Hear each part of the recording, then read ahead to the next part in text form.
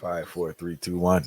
All right. I want to say welcome to another live episode, Ballhead and the Dread. Far Eye. What are you saying? Yeah, blessings, different location. Seriously, Far Eye is in Jamaica again. So you know how the vibe set. We have a special show with some special guests. We have Shura Watson, Dana Harris, and Akil Parker, all expert mathematicians here, genius level mathematicians, and we're looking forward to the reasoning. Far right, I think we should get right into it, right? And the first topic I want to cover is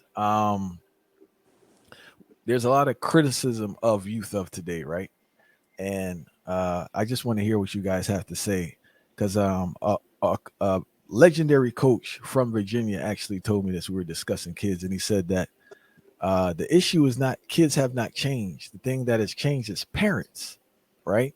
And since you are educators that have been on the battleground for a long time, and some of you are still there, do you think that the criticisms towards modern day kids is just, or should we be talking about modern day parenting? Whoever wants to go first, feel free, Ladies first. Oh, put me on the spot, but okay. Oh, I can go. It's fine. I mean, I just want to give you the opportunity. Now you go. Go ahead.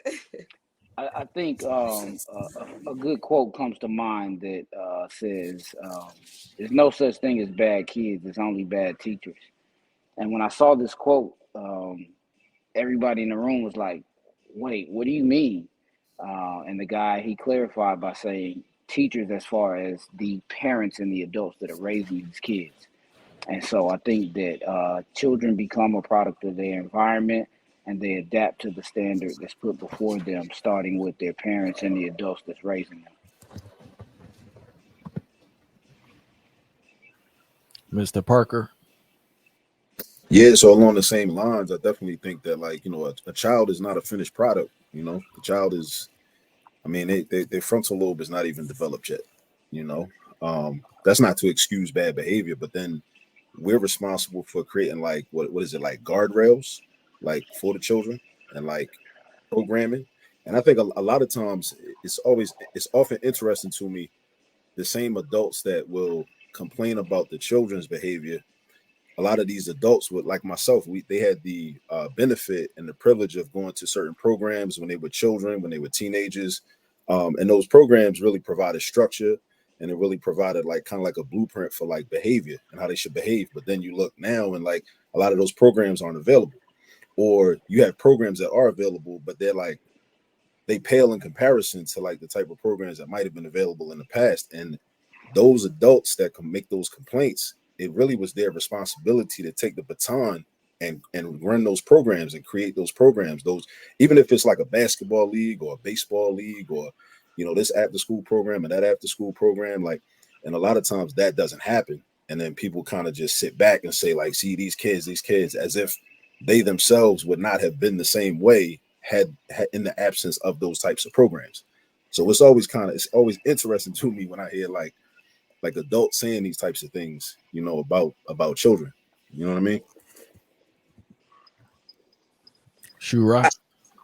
I do talk, just to piggyback off of what Akil's saying. There are some programs that do exist, and I think the parents are just not informed enough, and they should be more informed because the information is getting out to them, and that's what I think is missing. Because there's things out there to help their children.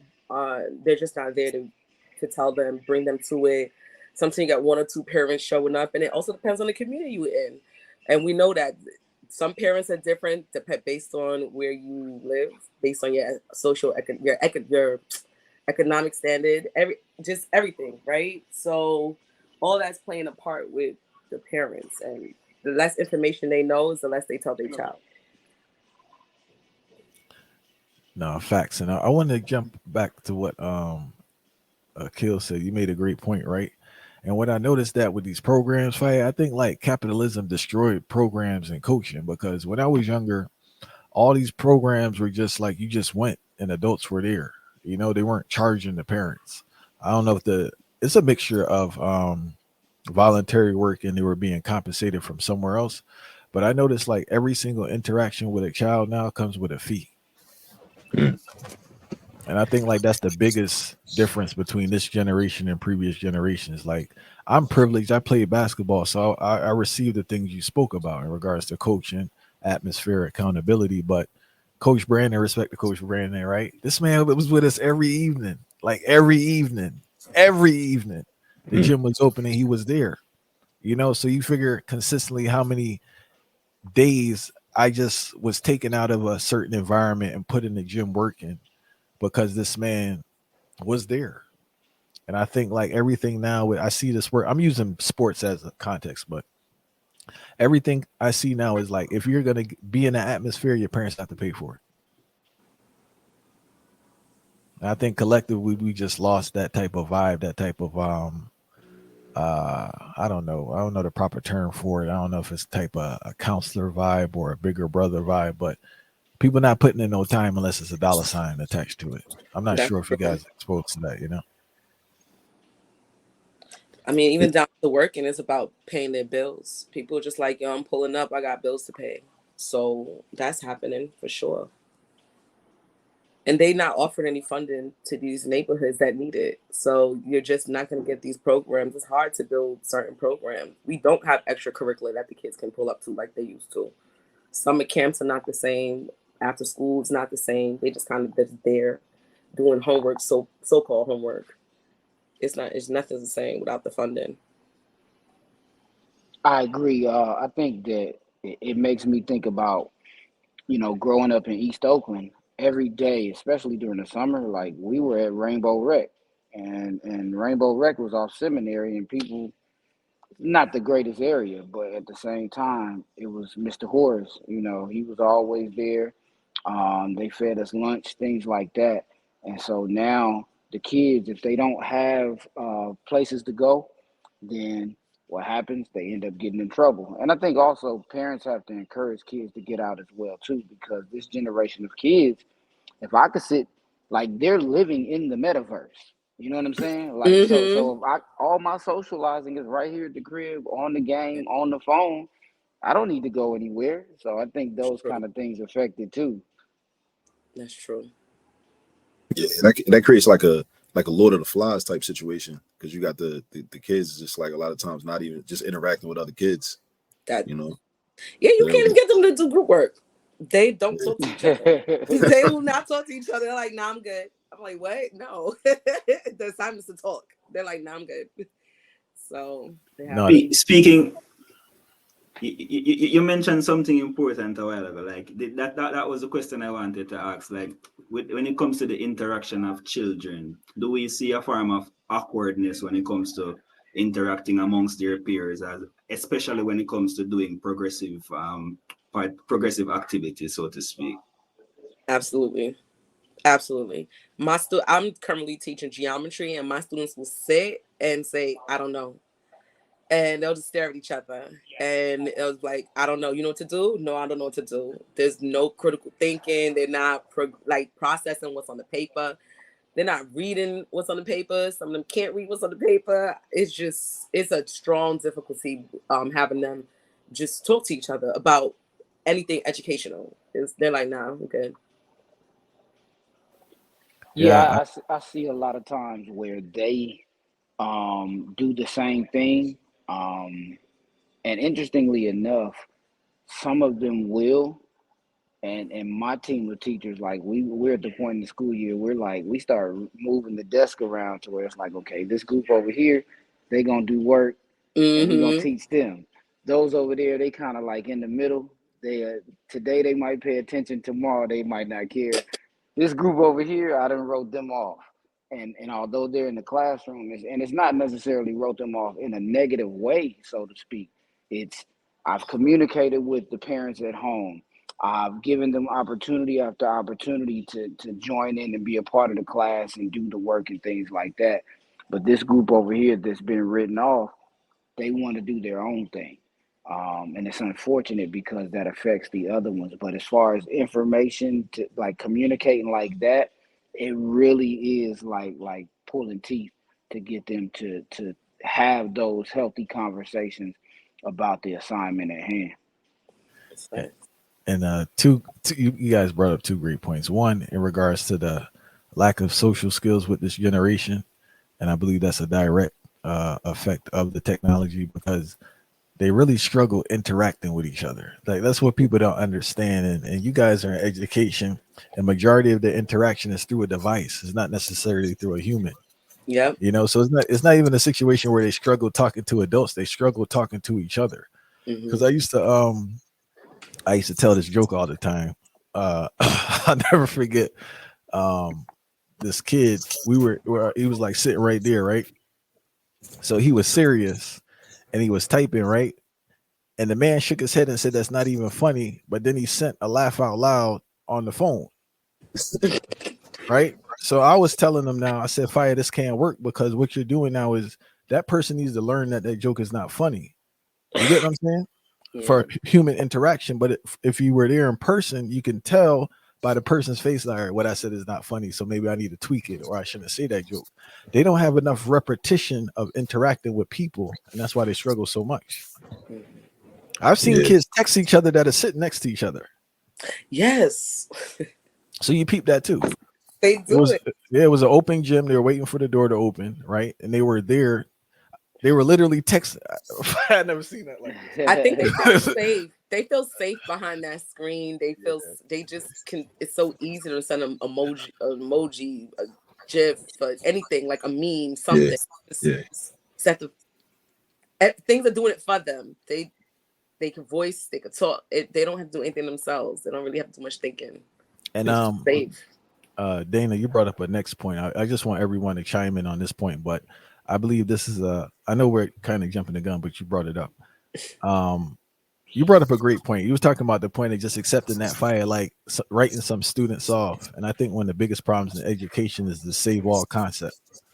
We have a save all concept in education, but it doesn't relate to save all concept in society. And I think a lot of kids' education is stripped or borderline destroyed because they have this idea of saving all the students. Mm-hmm. And I think Yep. I just Mm-hmm. wanted you to touch on if you experienced that and what are your thoughts about that?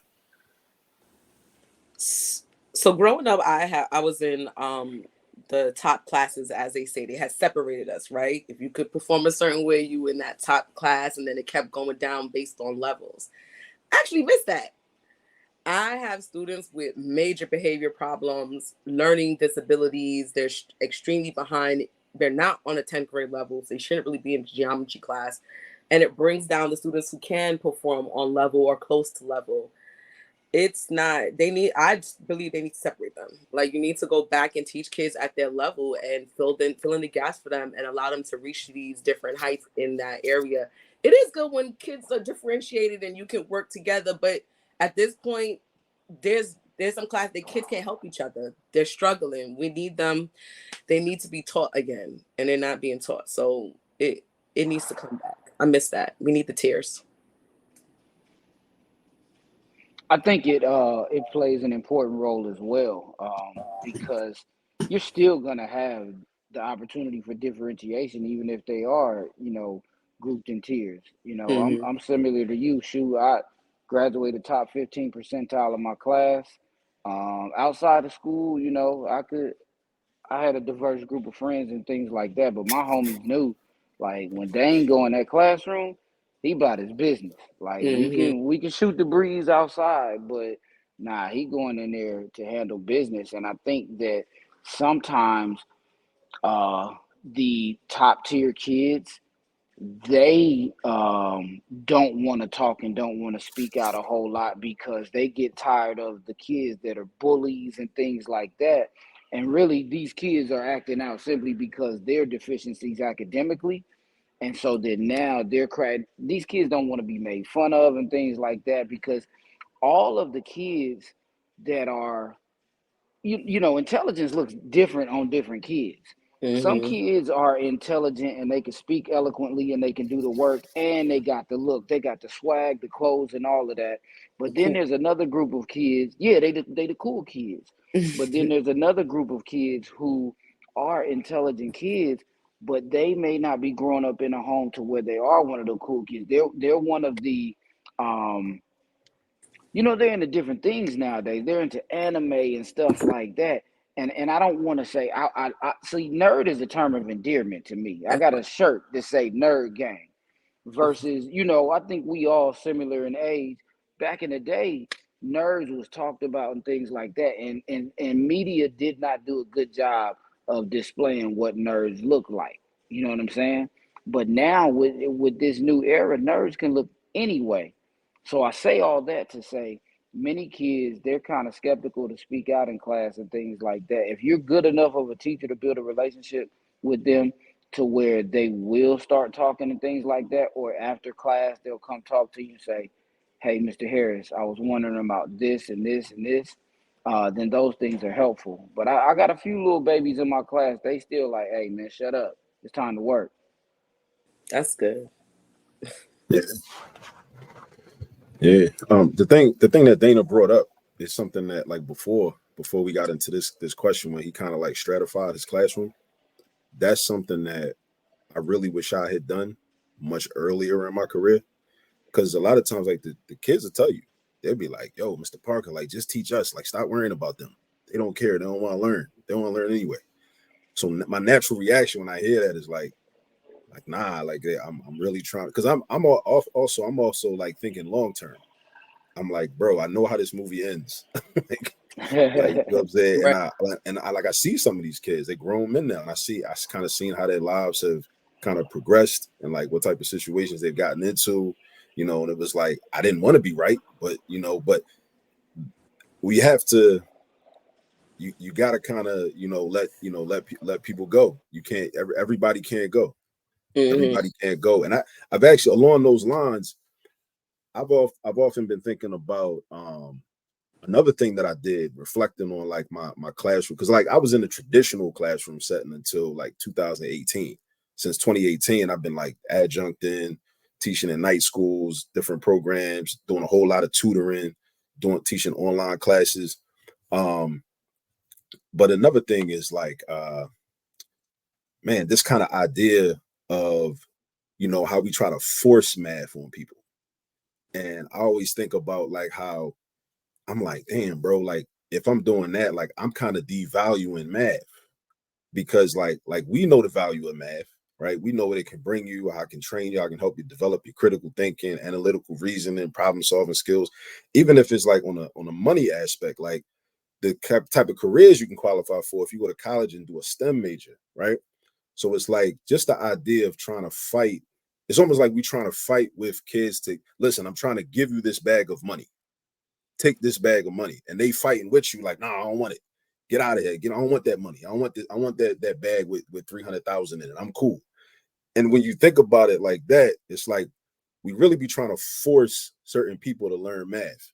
And I'm trying to figure out like the balance between, still to this day, like trying to figure out the balance between not forcing math on people where it kind of devalues it, right? It kind of let people, because we kind of at the same time, we got to let people know like this is something exclusive, right? This might not be for everybody.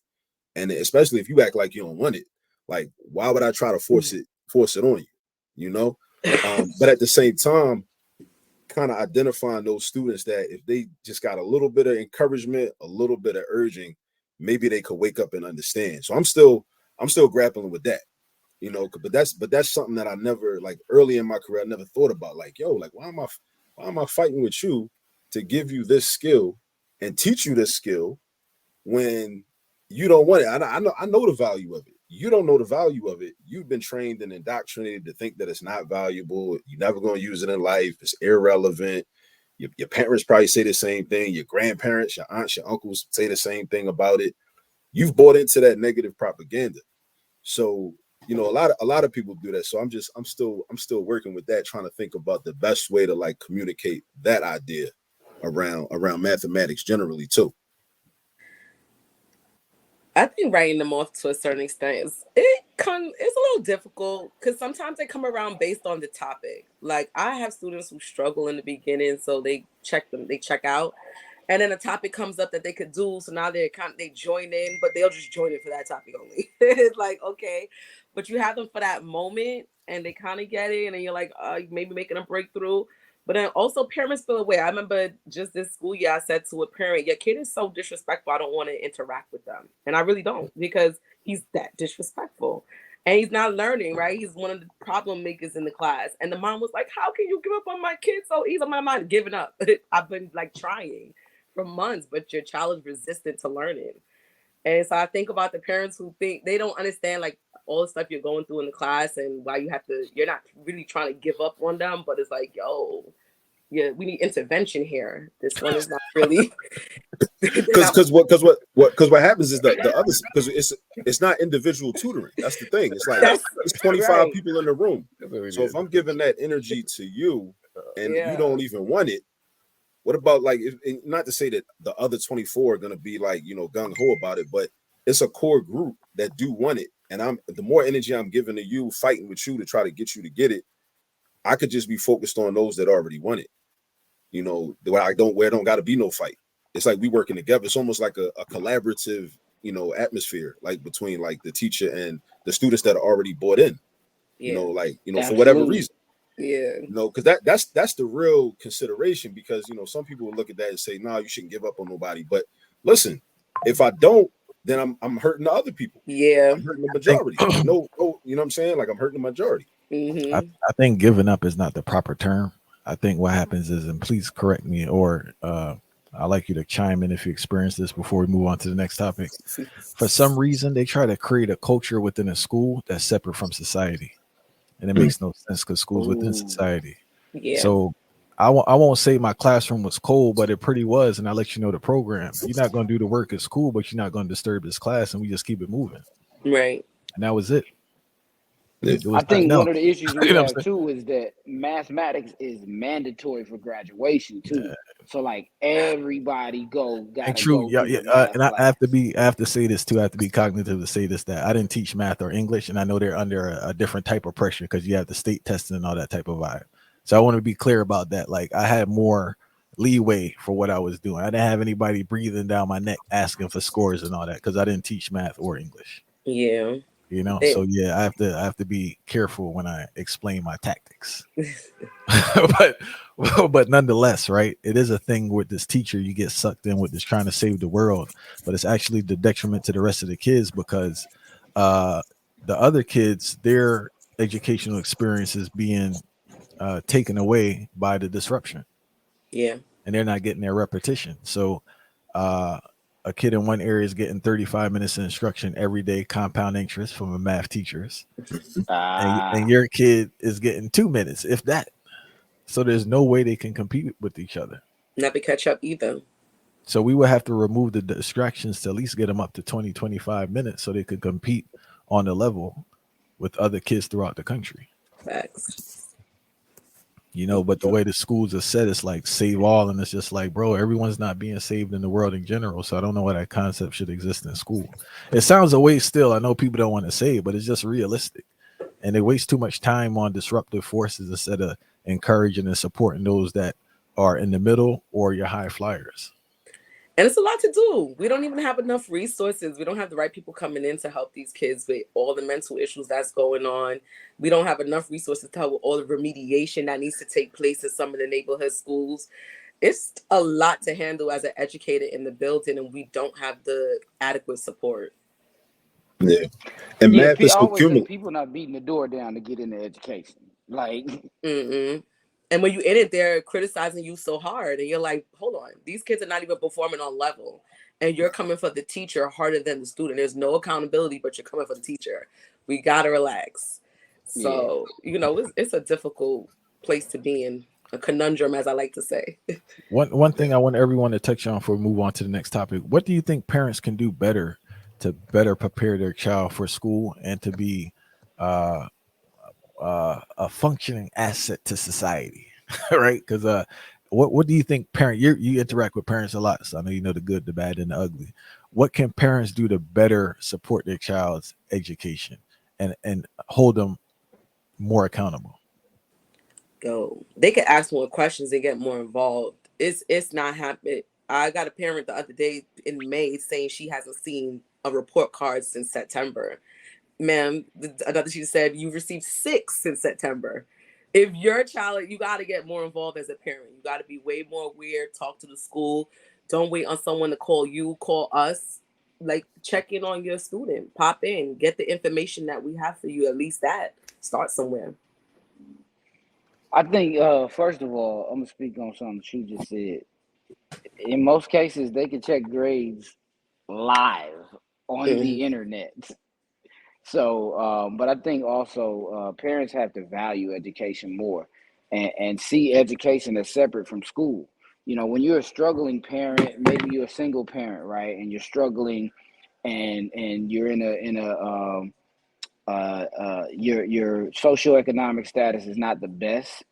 You're looking for opportunities to say, okay, man, um, now I don't have to pay this daycare and things like that. So some people it's like, oh, okay, whoo, daycare is finally free, things like that. And so now they just looking at it as a place that kids go every day for them to either go to work, uh, and for some of them, you know, they don't even work, but they have to be pushing the idea of the importance of education. Like we gotta, as a parent, you gotta push this idea that you will present yourself as an intelligent human being in this family. And so when you push that idea, you may not say, "Hey, okay, you can't bring nothing other than A's and B's in this house," but you gotta push that idea. You gotta teach them, spend time with them, read to them, do learning games with them, and things like that. You have to cultivate that in those first 5 years, because if you don't, when they go to school in year 5, year 6, it's gonna be hard for some person that's never seen them in their life to be able to manage them. You know what I'm saying? And not manage them in a way of control, but hey DJ, all right, it's time to sit down. Hey DJ, pick up your pencils, because there's different things that kids have to come equipped with, different skills when they start even kindergarten. So they have to push the importance of education, uh, and make sure that it's separate from school. Like, it just got to be cool to be intelligent in that home. Yeah, I think like parents have to, and again, I understand when I say this, I understand that like the society doesn't like dictate this, or we're not usually socialized in this way to want to really take control and fully dominate the education of our children, because we're conditioned to just outsource it. It's like, let the school handle that.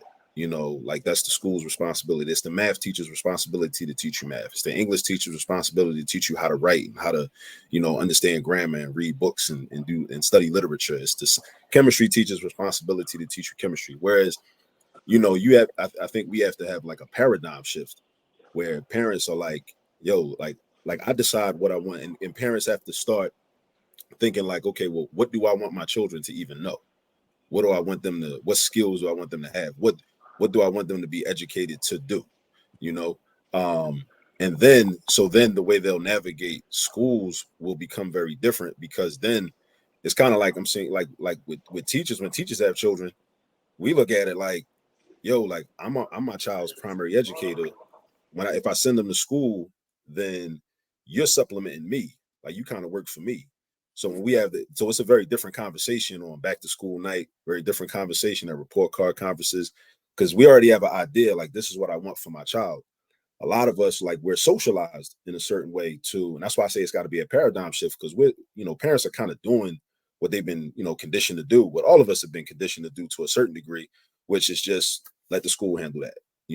And a lot of times the schools are like, kind of some schools have this attitude like, for in terms of parents, especially black parents, like, y'all are dumb, y'all don't know nothing, just let us send you, make sure your kids come here on time and they're well behaved, and then we gonna handle everything else. But it just can't be like that. It just can't. I actually want us to be at the point where school becomes a space for practice.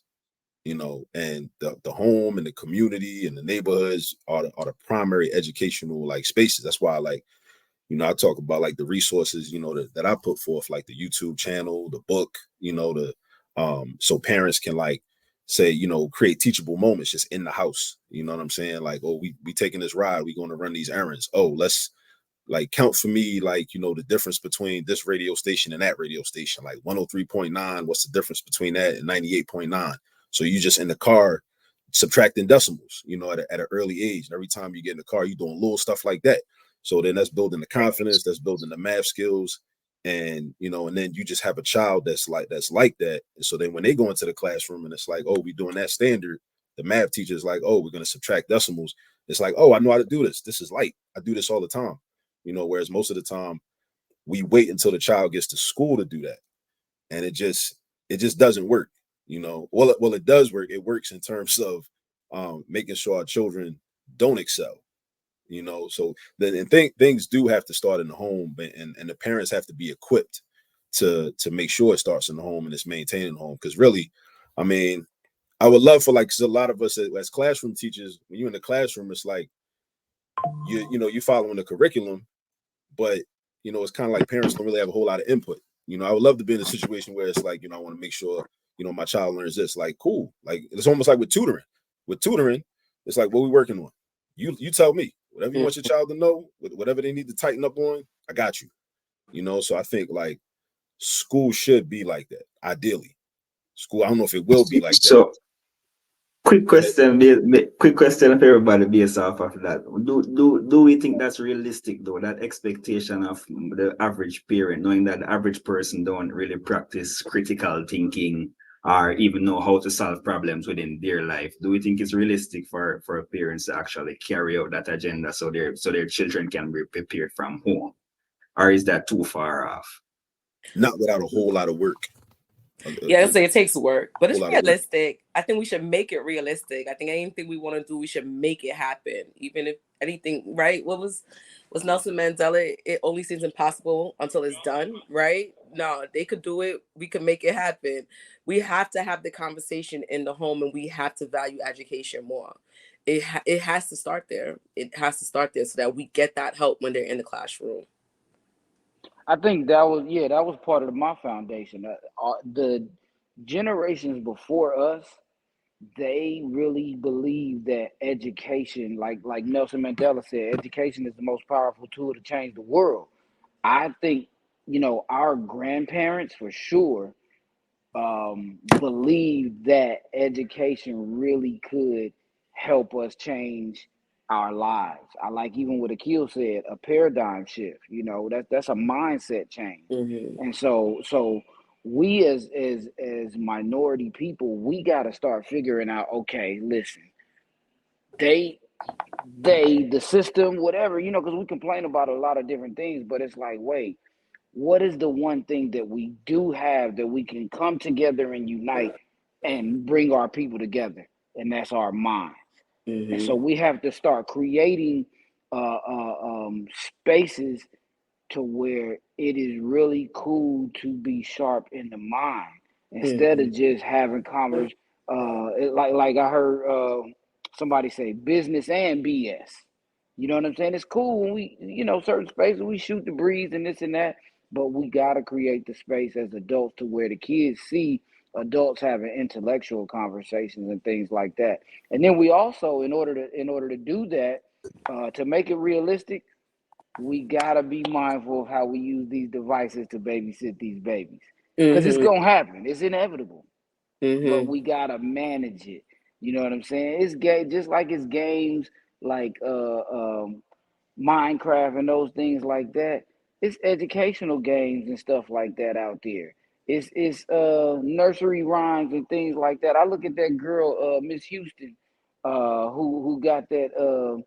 She's got a YouTube channel now, and she got like trap music beats on her songs, and she's singing the nursery rhymes. It's just the 2024 version, so we can still really put that stuff in the minds of these young people. We have to be intentional, and I think that there's so many parents that are caught up in survival. You got to think like I'm 19 years deep in this education thing, so I got former students who have 3, 4, 5 kids. Some of them are doing well because they were good academic students, but some of them are struggling because they were poor academic students. And if the parent isn't really academically inclined and not necessarily book smart, But if that parent is not academically inclined and being a critical thinker and stuff like that, it's very, very difficult to pass that on to children. And you guys brought up a great point.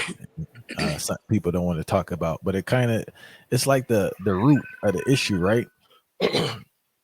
Along with education, we need to educate not only the students but their family members and get, I guess, more out into the community in regards to family planning. Because Mm-hmm. you brought up a great point. Because if you're in a position where you don't have a skill set to earn, and when you're trying to earn now, you have this family and you're working 2, 3 jobs, you can't be a parent. It is what it is. You can't be a parent. So we need to educate people in regards to the reality of being an adult and the economics of being an adult, earning potential, how much you need to live in that particular area, and the realities when you don't have a skill to earn and how that will impact you and a family. Yeah. And we got Because to build up the community, I yeah, think, as well, right?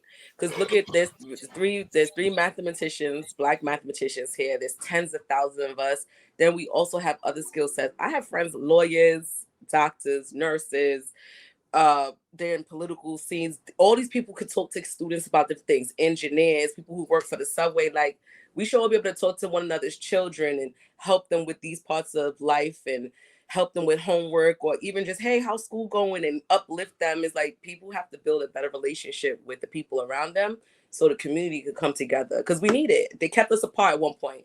Now we have so much knowledge and so much technology. How come we're not putting it all together and creating our own and teaching our own? Like, I try to do that. Like, I made a book so to help my students, right? Put their names in it, make the pictures look like them so they see themselves in the mathematics. You want that to happen, and we have to work together to make that happen too. So building a community and coming out and working together, that's going to be play a vital part with it. there's another thing I would like all you to touch on, since you guys are experts in this area. Two aspects we spoke about a little bit when we were reasoning with Mr. Parker here, Professor Parker, on I Never Knew TV. What is the key to I guess making sure your child at least starts off at grade level when they get to like kindergarten and first grade? Like, what is the most important thing a parent can do? And also, based on your experience, what can parents do when a child is behind? So how can a parent kind of assist their child that they're on grade level when they start at the foundation? And also the second part of the question is, if you find out your child is behind, statistically most likely they are, unfortunately, right?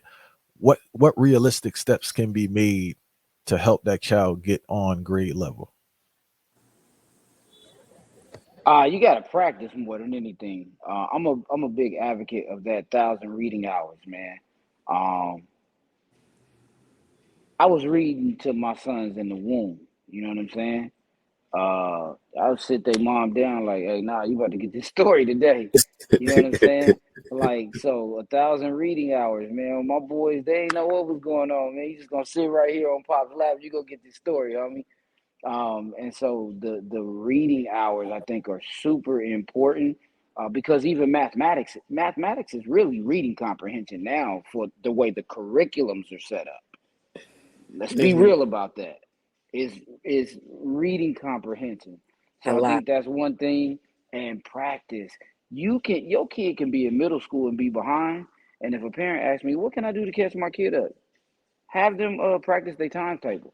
Conversation we always have as mathematicians: do kids need to memorize their timetables or not? If kids get better at basic addition, subtraction, multiplication, and division, I promise you, if they practice that over and over again, and they practice reading and understanding, like ask them questions about what they just read. Tell me the story in your own words. Who's the characters in the story? What was the setting? Things like that. What did this word mean? If you do those simple things with your kid over and over and over, like Marshawn Lynch said, you do those things over and over again, your kid is gonna eventually catch up. Yeah. Um, I say talk, just, Dana saying everything that's great, and talk to your child. Sorry, a plane's flying by. Talk to your child, because we're talking about even before they get into kindergarten. You should be talking to them using language that makes sense. There's no such thing as like baby language, that Google Gaga. What is that? Speak real words to them. Read books to them. Talk mathematics to them, do math with them, ask them questions, let them critically think from even at 2 years old, 3 years old. There's a lot of brain genius kids, whiz kids at that age, right? So we should be speaking to our child. And then if your kid happens to fall behind, there's so much you can do. You get additional help. You can work with them at home with flashcards. There's manipulatives. There are resources to help you catch your kid right back up, but you have to be involved. You can't give up, and you have to be patient. I understand it's frustrating to educate your own, but they're yours. They're a product of you. Like you should want to educate them. So we have to put more work and put the devices down. They need way less screen time. These devices are like the death of our children. Put them down. They don't need it right now. Yeah, I definitely say practice. Just practice, practice, practice. Practice to the point where they get what I call the mathematical muscle memory. Because that's another thing. Like when kids will be in class, and sometimes like they'll know how to do a problem. Like a teacher will put a problem up on the board, and they'll know how to do it. But your classmate, as a classmate, you might not know that they already learned that, or they already been practicing that. Because once you've seen a problem enough times, just like with teachers, like we see a problem, we're like, okay, this one of them. All right, cool. I'm about to do this, right? But you got to work up to that level, right? And that's there's no shortcut to that. It's just you just got to put the work in. Just like with sports, you just got to put the time in. You got to put the time. You got to put the work in. You got to build up to it. Like math is very similar in that regard, in terms of how you become good at math. And that's why I always push back when I hear people speaking about the having a math gene, or like oh, I just, it skipped over me, like my brother had it, my sister had it, I didn't get it.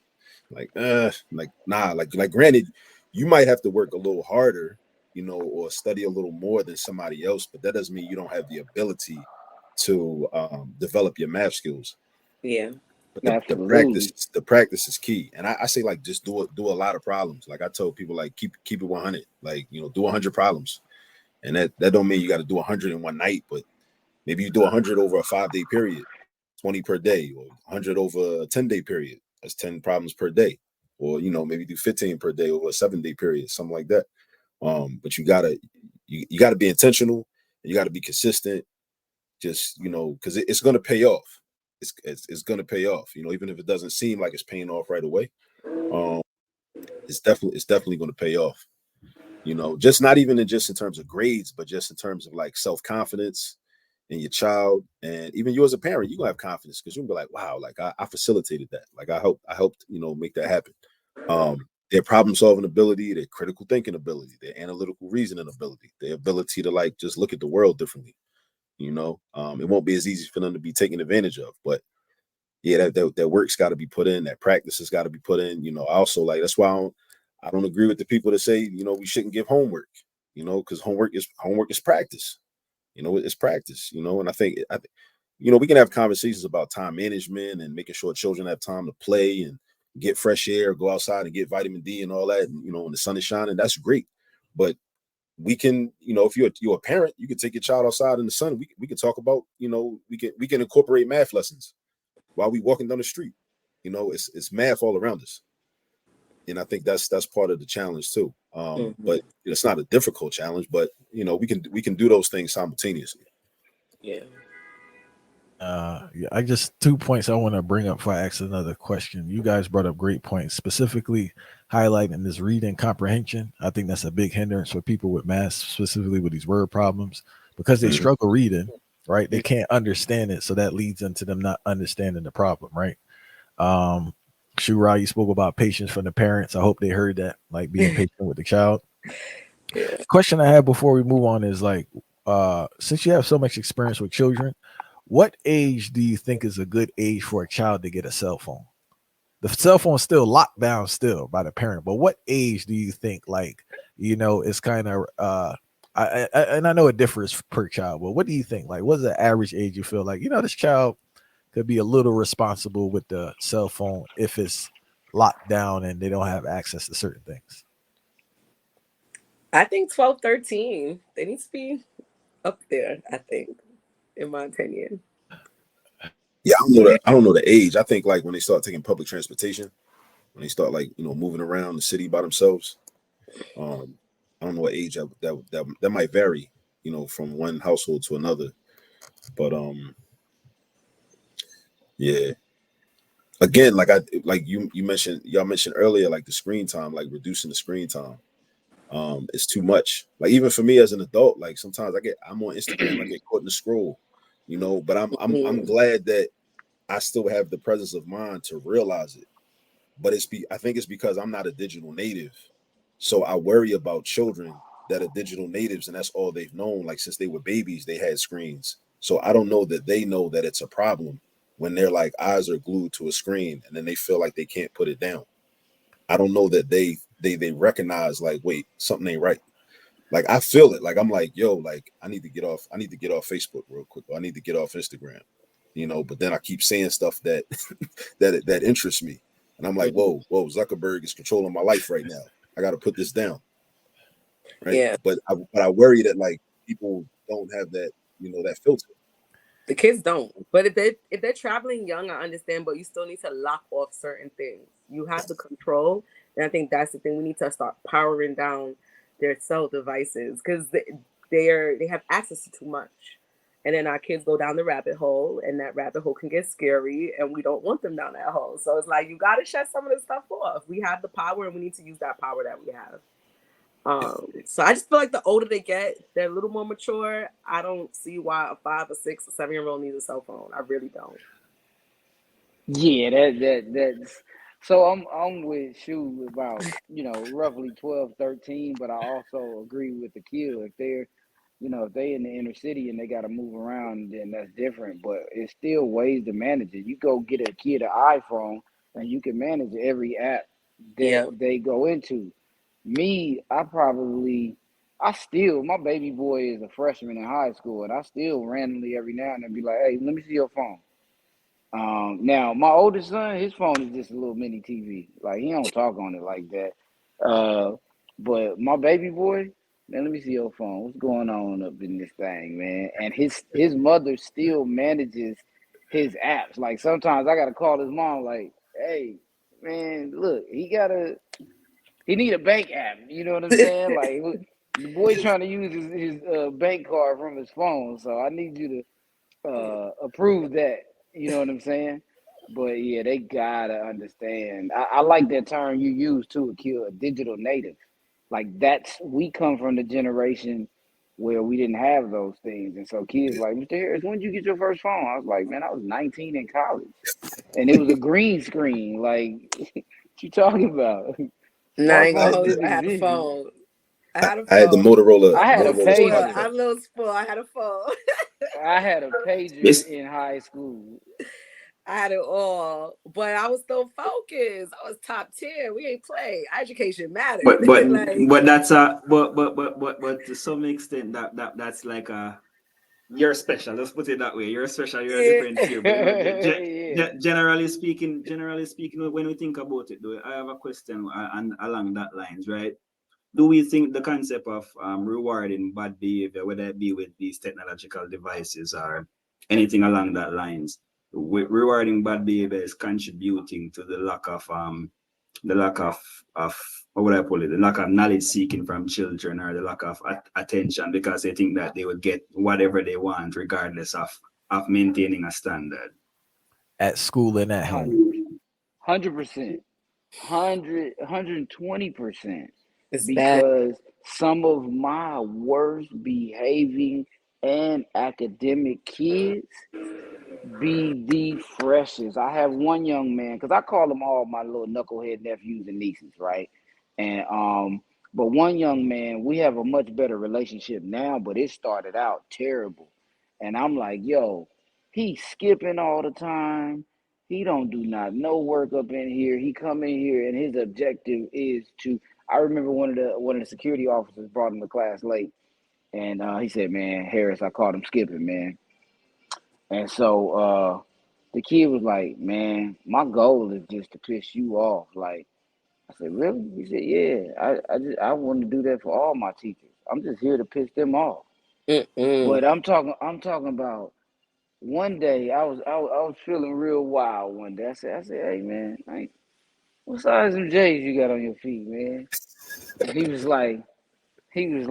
don't know if it was my size or it was like right there at my side. I was like, you know what? If it wasn't a shame, man, I see you out there going to the bus, and I had to make you come up out them things, man. You don't deserve them, but I think it does contribute. Like it's like, what am I working for? But then that stuff overflows into their life as they graduate, if they graduate. But as they go out into the real world, now there's this sense of entitlement, and they don't truly realize that they gotta work for things. I want this nice whip, I gotta work for it. I want this nice place to live, I gotta work for it. I want this to date this person, I gotta work for it. I want to get some bread, I gotta work for it. So it's gotta be an exchange. Mhm. And sorry, Facts. Mr. Harris, to interject, but you just spoke about something that's fire. This entitlement, and this entitlement distorts their reality. Mhm. But they're groomed or they're taught entitlement not only at home but at school. Yep. That's the problem. Mhm. You're actually teaching the child to feel they're deserving of things that they never worked for. Yep. And when they leave that environment, especially those who taught high school, I know you had this conversation. They come back, say, Mrs. Watson, man, I know it's crazy out here, yo, woman. Facts. Because that world smacks them in the face. They're not Yep. in school. They can't keep a job, or the job that they have is making nothing, and it Mhm. kicks in. Yep. It's And that's one of my biggest concerns with the school parents also. But like, you're teaching this child to fail. You are teaching this child to fail at life by teaching this child to be entitled. yeah. It's scary. It's funny because we always talk about the clothes and stuff. I actually asked my students, I say, yo, because they walking in with the drops. I got the new J's, they got the new J's, but I work. I'm wondering how you keep getting the new ones. They walking For in. I'm real. like, yo. I said to one of my students, I said, let me ask you something. You ask your parents for all these sneakers, or they just give them to you? One kid said, nah, my dad a sneakerhead. He buy me every sneaker. He said, I didn't even want these. I said, okay, interesting. So the parents, I don't know, some of these parents feel bad that they never had these things growing up, or they want these kids to have everything because they just can't say no. Bruh. Some of the kids don't even know what they get, and the parents just handing it to them. So yeah, this entitlement is being taught, and then they come to school, no accountability. So just is a revolving circle, revolving door. It just keep going back and forth with these kids. Same thing, same behaviors. So it's definitely being taught for sure. Do you find your job a little harder when you don't play that game and you actually hold kids accountable? Are you like the black sheep in the building for actually In holding every kids building, accountable and teaching? For especially because doing the most basic thing, just teaching and holding kids accountable, and it's not gonna fly. I love this question. Yes. Especially being the math educator, first, I always walk in with the kids. They always have, this hate for mathematics or just this, I don't like the class. I don't know it. They're mad at you. I'm like, I didn't make the curriculum though. I'm just here to help you. So, and then when you try to hold them accountable, yes, because, and I said this the other day to someone, I'm like, yo, the teachers in the building talking like they holding these kids accountable, but they giving out grades. Your so-called curve. You can't have a 40% curve. There's no bell curve in the world that makes sense. There's no standard deviation where that makes sense. And they just giving these kids grades. And then when you're like holding firm, I said, you look bad. You look like the mean teacher. You look like the one who don't care because you holding them accountable. You want them to pass. You want them to learn something. Every time it's just an argument. I'm like, yo, and I tell my students, you're not learning anything. These teachers just giving you grades. You're gonna have a problem when you get out of high school. It's Kids, it's a lot of work. kids be thinking those are the cool teachers. Every time. And then they come back later and they like, yo, Miss Watson, you was They gonna right. I'm come like, back, I bro. tell They come you. back with that They always conversation. come back. They always come back. Always I'm like, come yo, back. I was trying to tell you. So I And got a crazy one for y'all though. In North Carolina, you have to give them a minimum of a 50. You have to. And uh it's so crazy because along the process before the actual report cards come out, like I'll put a zero in there. me too. Sometimes I'll leave it blank. I'll put that zero in there, but then I just put a note and things like that. But when we submit final grades, Yeah. like, yo, it's a whole issue. You gotta have meetings and things like that. If Mm-hmm. you didn't put that minimum 50 in there. And then there's certain grades, minimum grades that kids with IEPs and kids that are ML students, things like that. I get it, certain accommodations to be made for certain groups of kids, but that minimum 50, I'm like, bruh, I come from the era that if you earned us 5, You get a you gonna 5. get that 5. And that 5 gonna wake you up, you're gonna be like, oh wait. So yeah, them grades is fugazi. That's Very why skilled. I've heard so many kids even graduate with 4.0s and be like, that's why I loved teaching juniors and seniors, because they done matured a little bit more and they done learned a few lessons in life. And so they like, I remember talking to some juniors and seniors at times and kids like, yo, I got a 3.5, I got a 3.8, I got a 4.0. So, what kind of stuff do you feel like you learned in school? Nothing. Nothing. But you got a 4.0. How? I don't know. Teacher gave me the grade. Oh, It's paperwork. Yeah. wow. It's That's paperwork. it. You learn. Nah, You but come learn how on, to like do. you You learn get how to do kids paperwork. in college and they can't even keep up. They really don't know anything. The dropout rate is high. With the freshmen on academic probation their first year of college. Why? And you're taking remedial classes. You're paying someone to do what you got for free in high school and in middle school. Make that make sense. I've been observing this college thing, man. And I think that's part of their model right now, in regards to really getting it on the front end with the freshmen that don't last. 'Cause it's like baked into the system. A lot of them aren't going to make it through first semester because they just can't. They're not supposed to be there for whatever reason. And I just think that's part of the hustle, man. I'm telling you, because the population drops dramatically from freshman year to sophomore year, but they still got paid. And you don't Still have got and paid. you don't have you don't Yep. have to provide the service because they don't stay the whole semester. Yep. It's very demeaning. Like, I was behind. I played college basketball. I was behind. I wasn't like behind like that, but I was behind, and I really had to work, and I was functional. So what if, what if you're not functional and don't have no work ethic? It's very rough to go into class where you don't know what's going on Yeah. at that level, and no one's there to help you. It's just you go to class, either know what you're doing, and go about your day.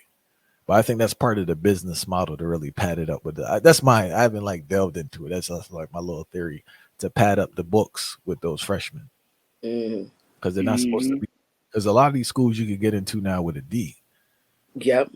and it's already distorted. You just said because they're graduating with an inflated grade. You said you saw 40. I've seen I think a 64% curve that was given out like in an email that said they were supposed to get it for math. Wow. They're curving crazy. I'm telling Yeah. you, it's crazy what they're doing. 64%. That means if you get a 10, you got a 74. Right. It don't matter what Right. you do. You passing. You can get a You 1 in know? my class. If I'm curving 64%, you automatically pass. Like, what we talking about? That's So, crazy. that creates an issue now when you go in a different environment. You have to do some work, and you just don't know what it is. But you think now, like, in your mind, you got an 80, and you really got to, you It really goes got back to to always take say, that falsehood, that false nah, reality, right? The nah. students are walking around with this delusional state of being that they're in, like, oh, I'm an A student. What does that even mean? What does it mean to be an A student? You cannot regurgitate anything from the class. What does that even mean? You don't even know what your class was about, but they're A student. They're this student, and I'm an honor roll student. What does that mean to be an honor roll student? They're giving out participation trophies in school right now, so we're all honor roll students. I'm the honor roll student. You get in my grade. So You know, relative. So relative. Yeah. And the final part I want to talk about is obviously you guys on the battlefield, and it's the end of the year, so I know you're a little vexed at the situation. But so we keep that in context, right? It's the end of the year, so like we got a lot to say, right? But no, really, should we even be like criticizing the education system anymore, or should we just be focusing on what to do with these kids to help them excel? Because it just seemed like the thing is totally over. It is what it is, bro. You get what I'm saying, in regards to the structure of the system, and it runs very efficiently. I can't say it's over. It's running the way that it's supposed to run, but it's not beneficial to many of our people, right? So should we even waste energy in regards to any reformation within the system, or should the sole focus on be how do we assist our kids, either taking them out the system or assisting them while they're in the system? mm, it's a good one. We still yeah. be looking for reformation? I think that, let me start by saying this. I think that many kids need an alternative setting for education. You know what I'm saying? I think that we need to really start getting to the point to where like this, let's really, if we make this thing relevant to their life, then it changes the narrative.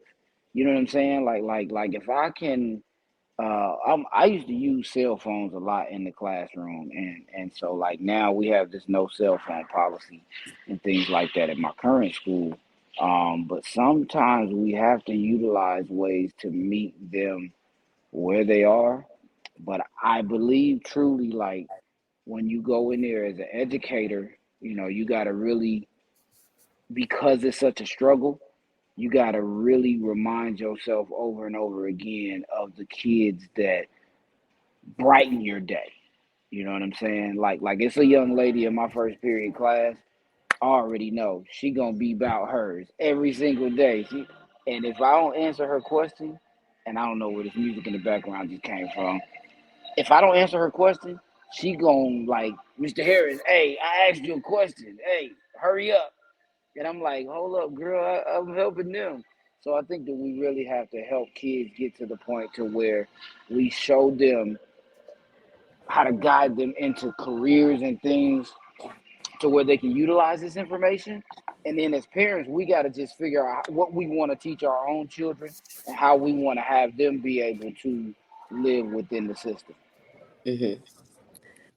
I definitely think we could criticize the system, but at the same time, we need to fix the problem, right? We here to problem solve. We need all the noise we making, maybe do 20%, but the other 80% of the time, we need to be trying to fix this. Like we might not, the system is big. We the people are the system and we need to make a change, but that's very difficult when you don't have a buy-in from everyone that's a part of this system.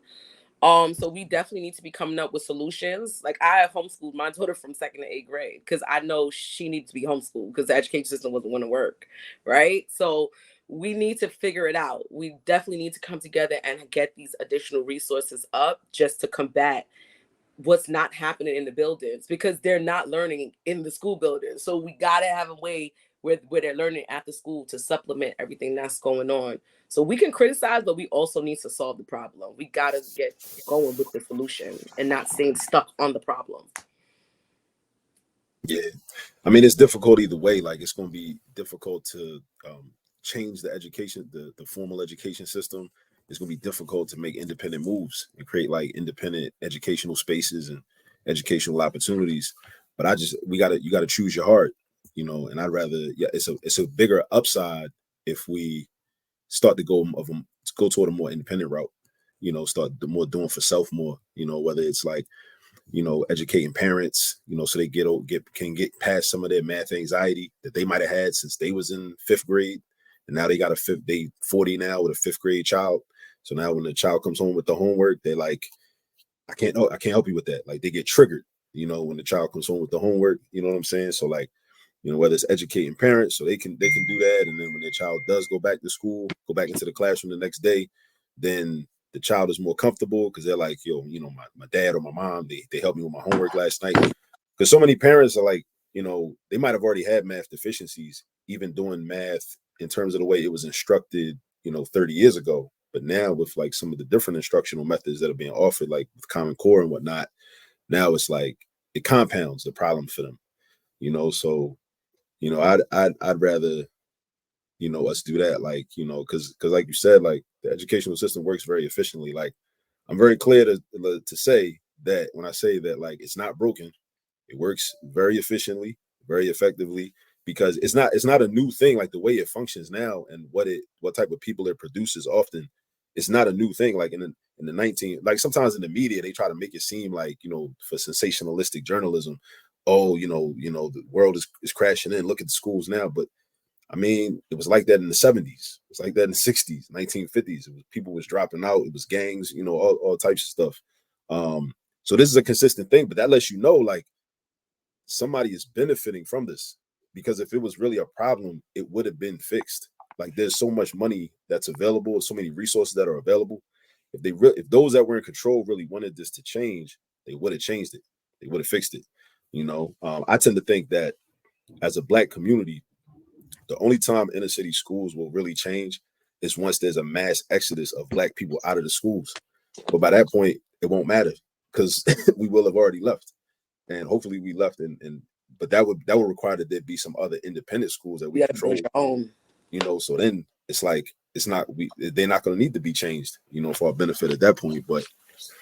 But yeah, because I have such little faith in those that are in control at the top. I just think we got to do what we got to do, like, independently in our little silos where we can.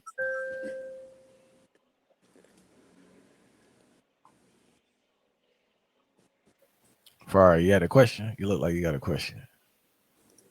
No, it's not even a question. It's more of a statement in the sense where I think, like, generally speaking, everybody complicates the whole situation outside of like the minds that think about the solution. So we mentioned the solution based. I feel like because we have a complaining culture, and plus a complaining culture mixed with the concept of it. You said it earlier, where I can't, I don't know how to. It's almost like that energy is projected, that fear, that fear is projected, that whole anxiety is kind of something that's transferred by just the way that the parents live, and it seems like it's just transferred over towards the students, and we need to be more cognizant of what's taking place there. And then we start that energy is everything. So you see a student come in the classroom, sometimes that energy is kind of down or it's kind of dwindling, and it affects the room. So parents need to think about the energy that they pulsate towards their children, and think about the actions done around them. Always be thoughtful of that. The actions. And That's real talk. and this question here is for Mr. Harris and Mrs. Watson, right? How do you maintain your mental health as a teacher? Because I know many people struggle with that through the thousand occupations you have to have, because you're a teacher, you're a psychologist, you're a parent, you're a counselor, you're a spiritual advisor, nutritionist, stylist, like everything. So like, how do you manage, or what advice would you give to other teachers? Because I still stay in touch with a lot of people that are in education, and some people are really struggling, especially this year for whatever reason. They said they're having a very rough time. So what are you guys doing to maintain and keep yourself going? If you could share with other teachers listening. Um, Well, for me at least, I'm a big time traveler, and I do believe in my mental health. So I believe in taking your breaks. When I taught online for 8 years, the kids had contact with me 24/7. But teaching online taught me that I had to make boundaries, and I take my breaks. If I have a lunch break, I tell the students, no, I can't do anything with you. I have to take a break. And I'm like, don't I deserve a break? Like, I taught periods 1 to 6. I think I deserve 45 minutes to myself. And they'll say, okay, Miss Watson, but try not to feel bad. It's gonna be okay. And tomorrow's another day, but take your breaks. I go on vacation like no tomorrow. Please. Like, it's really important. Take your breaks. Don't sacrifice that. And don't work at home. Try your best not to work at home. Leave never. it. Tomorrow's another day. The kids ain't even doing their homework. Tomorrow you can pick it back up. Don't work at home. Leave work at work. I exercise even though it don't look like it. Sometimes I make sure I keep moving, man. Um, that's one of the things that I do. Um, what else? I find space really to just do nothing at times, because I realize, like, some people, they like, oh man, teachers got weekends off. They get off at 3, 4 o'clock. They got all this leisure. And it's like, wait, but you got to understand, mental fatigue is a whole different level of fatigue. There's some days that I think to myself, I'm like, yo, I'd rather be physically tired from going to do manual labor than this mental um, Mm. fatigue that I have. And so I encourage teachers also. This is one of the most important things to me. You got to know yourself. You got to know when to speak up for yourself. When you taking those breaks and things like that, you got to be willing to sit there in front of the principal or whoever else is going to criticize you and say, hey, Mr. Harris, why you ain't been coming to work? I come to work. I just take off when I need to. And you got to be able to, stand up for yourself in a professional manner. A lot of teachers, I see them get taken advantage of and they get worn into the ground because they don't know how to speak up for themselves because of certain things that you just learn over time as a teacher. And so I'm looked at as like somebody that's kind of like against the grain, or I'm not a team player sometimes and things like that because it's just like, nah, I stand up for myself. You know what I'm saying? And I always say this, what are they going to do? Fire me? Okay, somebody else looking for a black man to teach math. So That's facts. you got to know yourself, man, but find whatever it is that you can do to relax your mind at the end of the day, because at the end of the day, the kids are going to be needy. And even when you love the kids, I love the kids, but I have my FTK moments all the time. You know what I'm saying? And I think that I always say the main ones that say FTK, those are the ones that care about them the most. No, it's facts. And I was laughing. That man said he'd rather do manual labor than that was a good one. All right, Yo, we I have know. I realize when I got mental fatigue, when I can't do mental math sometimes, I be like if I can't do like, I don't know, 389 minus 114 or something like that, and I be like, wait, how do I do that again? Like, because I know how to do it. I know how to do it, but then I'll be like, Tired. yeah, I'm tired, man. I can't. I don't know, because all the tricks and the place value games, I'm like, it escapes me. That's how, man. I gotta chill. I gotta chill. Mhm. That's my signal right there. Hey, can someone also, we give thanks for everyone tuning in. Please put a question in the chat if you have for the guests. But here's one is, and I'd like to see what everyone has to say on this. Is homeschool a valuable solution for most families? Say, I don't believe so. What are your thoughts about that? Maybe not for most families, because people gotta go to work, you know. But I mean, they're communities. They're like, Right. if you can get It's into a on that collective, level. That's what we need. yeah, the Right. collective, maybe y'all rotate households, it's got to be real organized. But you That see, this is the thing.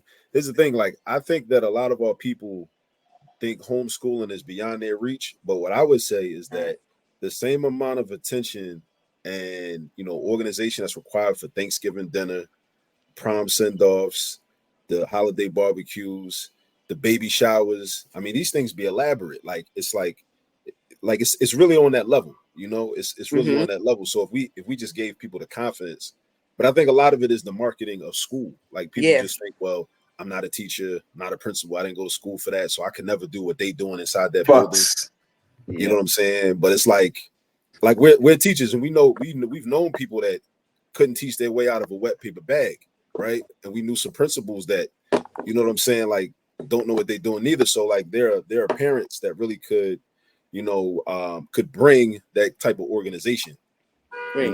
Really, it's organizing, it's project management.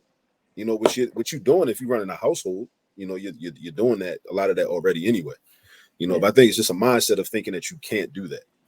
Yeah. And homeschooling as a community is what we should push for anyway. That's literally how we're going to build our own schools, right?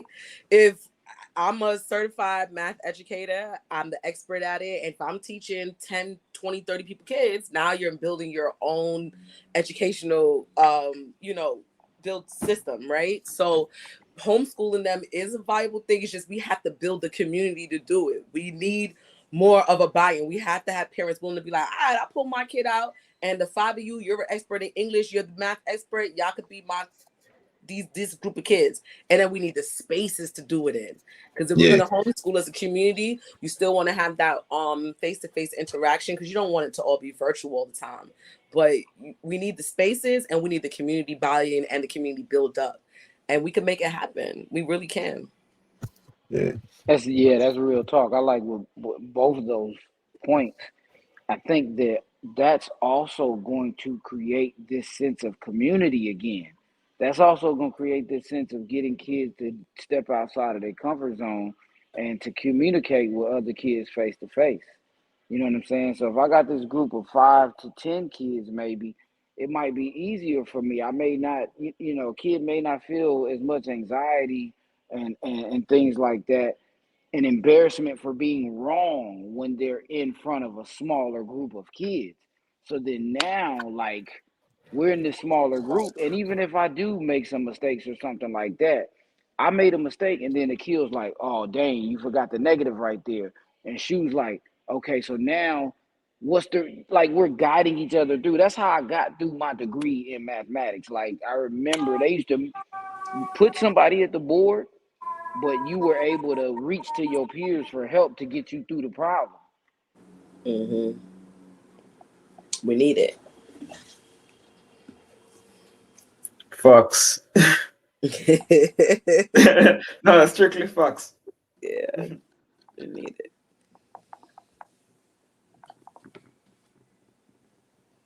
This reason is one for the history books for you. You know, this reason is like a breath of fresh air. I feel like it's a guide.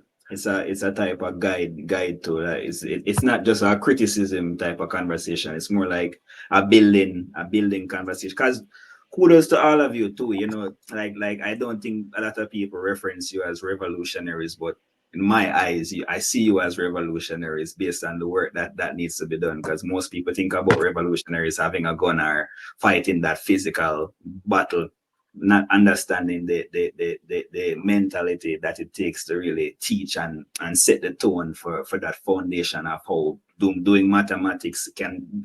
Mathematics is everything. If you have a piece of land, you have to survey that land. It's mathematics.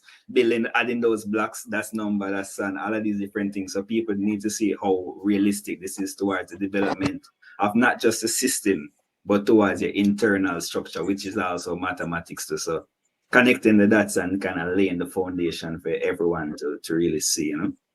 Thanks. I used to have the Mozambique flag up in my classroom. That was my favorite flag. You know what I'm saying? Because it's got the book is it's like a triangle. The book is the foundation, but then it's got the hoe, which represents the farming and the land. But then the other leg of the triangle is the AK-47. But the book was the base though. The book was the foundation. It lets you know, like, because I mean, you get somebody a gun with no education, they end up shooting themselves. Thomas Sankara said that too. Yeah. Before we leave, can everyone, we'll start with Akil, Shura, then Dana. Can everyone just explain where people can reach you at and the services you provide? Yeah, so Akil Parker, all this math. You can reach me on all the socials at all this math, and definitely lock into the YouTube channel at all this math. Yeah, we provide private virtual tutoring, and like I mentioned, the YouTube channel, and also we're doing, like, if you have a group of parents that you're able to organize for some parent workshops, I'm doing that too. You know, to try to show parents, you know, how to be more comfortable with, you know, with math today, and so that they can help their own children with their math homework. So that's another thing that we starting to, you know, roll out. You know what I mean? So yeah, all this math on the socials, Instagram, TikTok, Twitter or X, whichever it's called. I don't really be on X like that, but Facebook and the YouTube channel, all this math on YouTube. Subscribe, tell everybody, tell a friend to tell a friend, and yeah, I got a book too. Can I talk about the book real quick? Yeah, the book, How to Use All This Math, Volume 1. You know, it's a guide for parents showing how, like, you can make teachable moments out of just regular everyday activities. You know, anything that, you know, you're already doing, a lot of stuff you're already doing in the house with your kids anyway, to prepare them for math class. You know, because we don't usually think about how to prepare our children for math class. We just kind of send them, but they actually need to be prepared. They need some prerequisite skills. So that's what the book is for. I'm showing people how to do that. You know, but yeah, hit me up. Nice. And you can reach me at Shura Watson, my first and last name, on the socials, IG, DM, whatever. I tutor high school and college level mathematics. I help teachers decorate in classrooms, help them with lesson planning. I can help parents in the same regards as Akil. And then I also have a book. It's called Algebra the Right Way. I created during the pandemic to help bridge the gap for some of the information the kids would be missing when that pandemic happened. So it has a script, it has an answer key. It's really there for homeschool parents teachers, anyone who wants to help students, because there's a script. I tell you exactly what to say to them. I give you the answers. I tell you some responses that you may receive, and it really guides you through it. And you can check that out on my website, mathstherightway.org. And you can also come to my IG page and see all that information there as well at Shura Watson. So for me, the first thing I realized is I need to keep working on this book that I'm working on. So I appreciate y'all. Yes. You can find me on Instagram, Facebook, and YouTube. Young Gurus Math Tutoring on all three platforms. I do virtual tutoring for students in grades 6 through 12. My sweet spot is 6 through 9, but I could teach it all. Uh, um, so that's where you can find me at, and like start connecting the dots as a parent, like figuring out what you need for your students. I definitely do give pre-assessments as a part of my program, but I think the big part of my program is, and I think that they would agree with me. As a parent, you got to know whether you want your student to get better on paper, like as far as like standardized testing and things like that, or whether you want to help your child just increase their, their math, their number sense and things like that. And so there's a group of parents who looking for homework help to kind of just like put the Band-Aid over the bleeding, so that their kid can just survive through these next few years of school. But then there's a group of parents who are looking for help getting their child caught back up to grade level. And so definitely reach out to all of us. And we got solutions to your math problems. That's facts. I want to say something else too. Like when I came across Dana's channel, like this was like before I started my channel, he like inspired me. I seen him. I was like, oh, so brother with a YouTube channel teaching math. Appreciate it, brother. Nice. Appreciate it. Yeah, like, okay. Appreciate it. Because I had the idea, but I hadn't like brought it into fruition.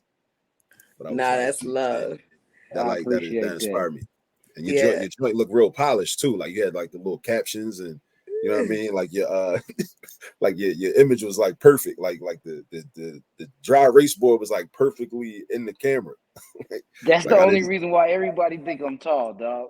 Because I always put the camera centered around the board, not around me. Yeah, and just to piggyback off the love, I use Akil's videos in my class as additional resources and as main resources for them to use for homework and things of that nature as well. So I want to keep promoting Black mathematicians. I need the students to see that we exist and that they can do it too. So true. I'm just gonna show love. Yeah, I appreciate that. Definitely appreciate that. And serious thing, and we give thanks for all the work that you've done and all the work that you will do. We give thanks for coming here and sharing so much wisdom. I think those who watch it will really benefit. Hopefully, inspire people to look at powerful and kind of move differently in their household and with their children. Yeah. So we give thanks same way. Far Right, big up yourself. Far Right in Jam Rock. Yeah, man, the vibes are them vibes that we live for. We live for vibes that are simple as it seems. It might seem so simple and minute, but it's big. Means a lot. It does. And we give thanks for everyone tuning into the live same way, Yeah, thank you guys for opening the Thank you all for the opportunity. Yeah. We need this. We need more of this. The more people who are informed on the education and what's really happening, the chances that we make a bigger change will happen. Right. Yeah. Yeah. All right.